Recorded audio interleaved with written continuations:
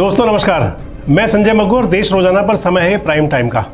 तो prime time में आज चर्चा होगी नूह पर हो रही सियासत की, यानी कि नूह हिंसा।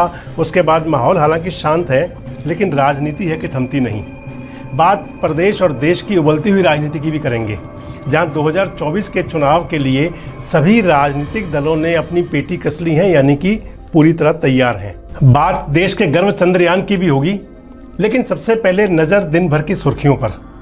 तो मणिपुर मुद्दे को लेकर सत्ता पक्ष के खिलाफ जो अविश्वास प्रस्ताव लाया गया है, उस पर चर्चा शुरू हो गई है। लोकसभा में ये बहस 10 अगस्त तक चलेगी और प्रधानमंत्री मोदी 10 अगस्त को इस बहस का जवाब देंगे। तो वहीं राज्यसभा के लिए तृणमूल कांग्रेस के सदस्य डेरेक ब्रायन को उच्च सदन से निलंबित कर दिया गया है। इसको भी लेकर राजनीति हावी है। 12 व 13 अगस्त को राहुल गांधी अपने संसदीय क्षेत्र वायनाड के दौरे पर जाएंगे। एनडीए सांसदों के साथ प्रधानमंत्री का मेगा मंथन हुआ, जिसमें उन्होंने अपने सभी सांसदों को जीत का मंत्र दिया। पीएम साहब ने ये भी कहा अपने सांसदों को कि जनता के बीच जाएं। और चीनी फंडिंग पर बीजेपी का कांग्रेस पर प्रहार जारी है। विदेशी पैसे से भारत विरोधी माहौल बनाने का आरोप लगाया गया है। आपको पता होगा कि जब राहुल गांधी कल संसद में गए थे तो भाजपा के सांसद ने उन पर कई आरोप लगाए थे कि चीनी वेबसाइट पर फंडिंग करा करके देश विरोधी प्रचार किया जा रहा है। तो नूह मेवात में जो हिंसा थी, उस हिंसा के आरोपियों की धरपकड़ जारी है। अब तक 170 लोग गिरफ्तार किए जा चुके हैं। इंटरनेट पर अब भी सख्ती है, यानी कि नूह पटरी पर तो आ रहा है, लेकिन अभी उसको लाइन पर आने में थोड़ा समय लगेगा। एक खबर लखनऊ से है, जहां की एसडीएम है ज्योति मौर्य, जो पिछले समय काफ़ी चर्चित रही सोशल मीडिया पर। उनकी मुश्किल बढ़ गई है। संपत्ति के ब्यौरे के साथ उन्हें जांच कमेटी ने तलब किया है। तो चलिए अब चर्चा करते हैं विस्तार से उन खबरों पर जो प्राइम टाइम का हिस्सा है। तो प्राइम टाइम में सबसे पहले चर्चा करेंगे नूह की हिंसा पर। हरियाणा का नूह, हरियाणा का मेवात, जो आज इस समय पूरे न केवल भारत बल्कि आसपास के देशों में भी जिसकी चर्चा है। तो नूह के मसले पर पंजाब और हरियाणा हाईकोर्ट ने स्वतः संज्ञान लेते हुए सोमवार को नूह हिंसा के बाद जो बुलडोजर की कार्रवाई चल रही थी, उस पर रोक लगाने के आदेश दिए थे। और वहाँ के जिला प्रशासन ने सोमवार को ही उस आदेश का मिलने के तुरंत बाद कार्रवाई को रोक दिया था। अब वहाँ के जो डीसी हैं खटकड़ा साहब, उनका कहना है कि अवैध निर्माण के मसले पर पहले जांच की जाएगी और जांच होने के बाद में कोई अगली कार्रवाई होगी, यानी कि जो बुलडोजर का एक्शन था वो फिलहाल शांत रहेगा। इसके अलावा गुरुग्राम में हालात कंट्रोल में हैं और हालात सामान्य हो गए हैं। वहाँ पर धारा 144 हटा दी गई है। हालांकि एक झगड़ा हुआ था वहाँ गुरुग्राम में, लेकिन क्योंकि जीवन को पटरी पर लाना बहुत ज़रूरी है, इसलिए शासन प्रशासन इस प्रयास में है कि जो वैमनस्य बना था वो जल्दी दूर हो। तो राजस्थान पुलिस, जहाँ से इस मामले की शुरुआत भी मानी जाती है, मोनू मानेसर और नासिर जुनैद हत्याकांड, जिसकी परिणति में कहा जा सकता है कि ये कांड हुआ। तो राजस्थान पुलिस ने जुनैद और नासिर की हत्या के मामले में फरार चल रहे मोनू मानेसर, वीडियो वायरल करने वाले मोनू, तो मोनू मानेसर के साथ ही दूसरे आरोपियों की तलाश अब नए सिरे से शुरू कर दी है। वैसे आपको बता दें कि हरियाणा सरकार ने, चाहे वो गृह मंत्री हैं चाहे वो मुख्यमंत्री हैं, उन्होंने कहा है कि एक एक्शन राजस्थान पुलिस को लेना है, मदद हम भी करेंगे। तो अब मोनू मानेसर और जो बाकी जो आरोपी हैं उनकी गिरफ्तारी के लिए 8 टीमें बनाई हैं राजस्थान पुलिस ने। शासन प्रशासन की तरफ से हालात को सामान्य करने की कोशिश पूरी हो रही है, लेकिन इस सब के बीच में सियासत जारी है। तो वैसे भी हमारे देश में, या कहीं हरियाणा कहे, या जो मतलब राजनीतिक जो मसला है वो रुकने का नाम लेता ही नहीं कभी भी। तो अब भारतीय जनता पार्टी के प्रदेश अध्यक्ष ओम प्रकाश धनखड़ ने कहा है कि नूह में जो ब्रज मंडल यात्रा हुई थी, यात्रा पर जो हमला हुआ था, वो किसी साजिश के तहत था और वो बड़ा हमला हुआ, ये दुर्भाग्यपूर्ण है। साजिश तो सभी पहले से ही कह रहे हैं। धनखड़ साहब ने ये भी कहा है कि इसमें 6 लोगों की जान चली गई और बहुत बड़े पैमाने पर जान माल की क्षति हुई। इस साजिश की आंच में आम आदमी पार्टी के नेता का भी नाम सामने आया है। तो भाजपा के प्रदेश अध्यक्ष ओपी धनखड़ साहब का कहना है कि विपक्षी पार्टियों के नाम सामने आने से यह प्रतीत हो रहा है कि इस सारे मसले पर कोई बड़ा साजिश का एंगल था। धनखड़ साहब ने कहा कि दंगा देश को नफरत और भाईचारे में जातिवाद का जहर खोलने के लिए कराया गया था, लेकिन हम इस मामले में दोषियों को बख्शेंगे नहीं।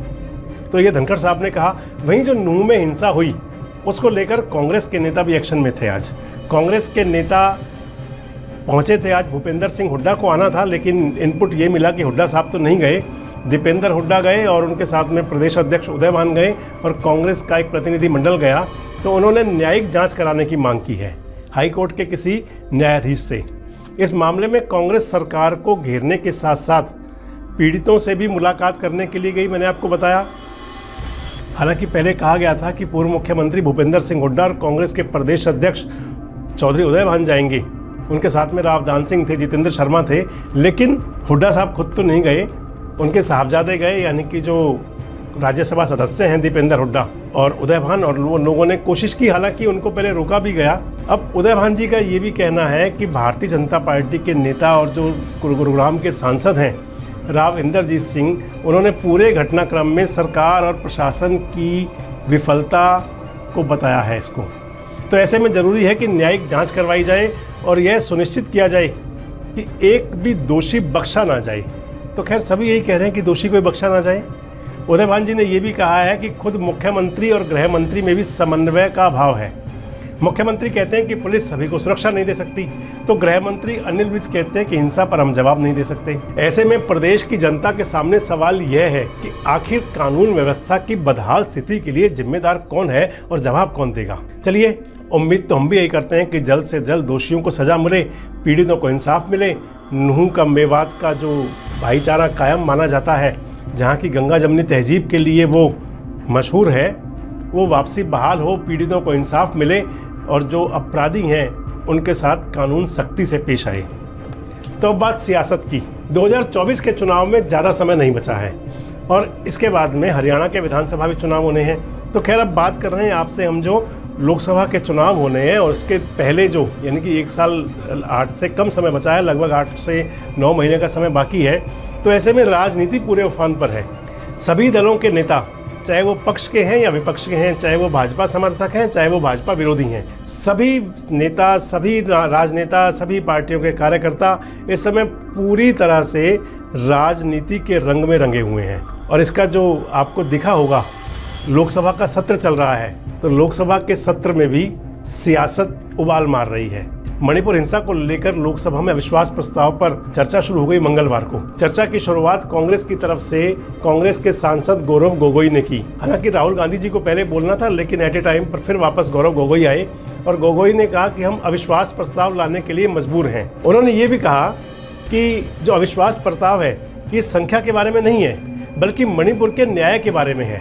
ये बात तो ठीक है, क्योंकि संख्या बल के मामले में एनडीए आज जो विपक्षी गठबंधन इंडिया उसे बहुत आगे है। इवन राज्यसभा के अंदर भी, जहां हालांकि सत्ता की ताकत कम थी, वहां भी जो प्रस्ताव आया था दिल्ली सेवा बिल, वो भी बहुत बड़े अंतर से पारित हुआ। तो चर्चा की शुरुआत हंगामे के साथ हुई। जो संसद में चर्चा की शुरुआत हुई, मैंने आपको बताया, खबरें पहले ये थी कि राहुल गांधी बोलेंगे, तो जब गौरव गोगोई खड़े हुए तो बीजेपी के तरफ से, यानी कि सत्ता पक्ष से, उसके अंदर जो संसदीय कार्य मंत्री हैं प्रहलाद जोशी, उनके सहित अमित शाह भी उठे और हंगामा हुआ। तो आपको बता दें कि अविश्वास प्रस्ताव पर चर्चा के लिए 12 घंटे का समय मुकर्रर किया गया है।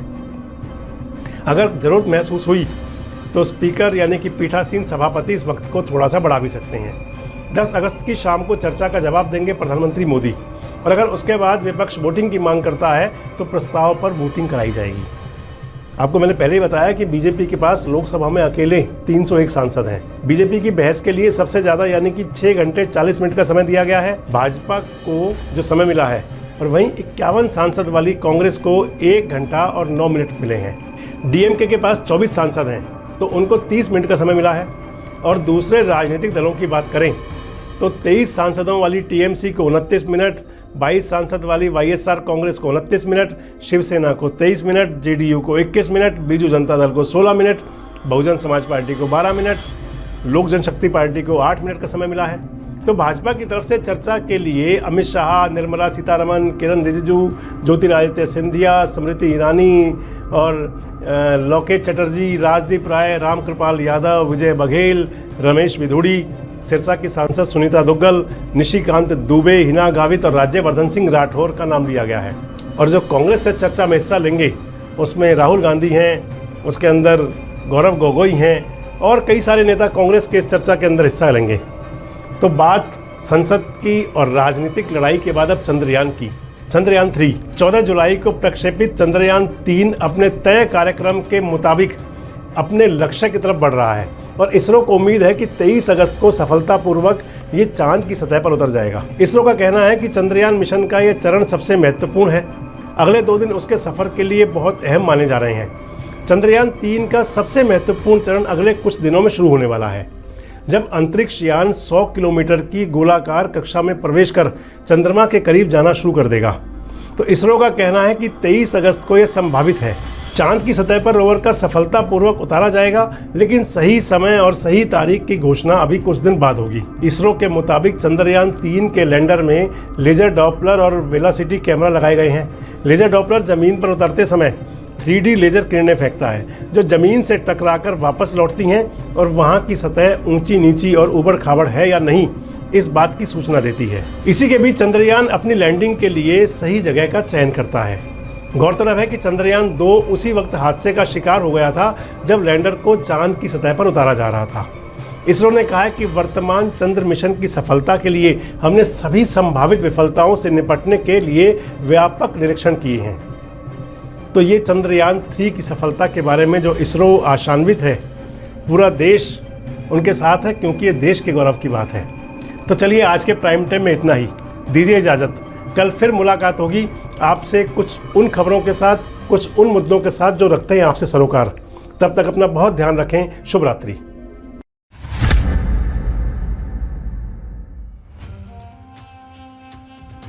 हरियाणा क्षेत्रफल की दृष्टि से देश का 20वां राज्य, लोकसभा सीटों की संख्या कुल 10, 90 हैं इसमें विधानसभाएं और राज्य में जिले हैं 22।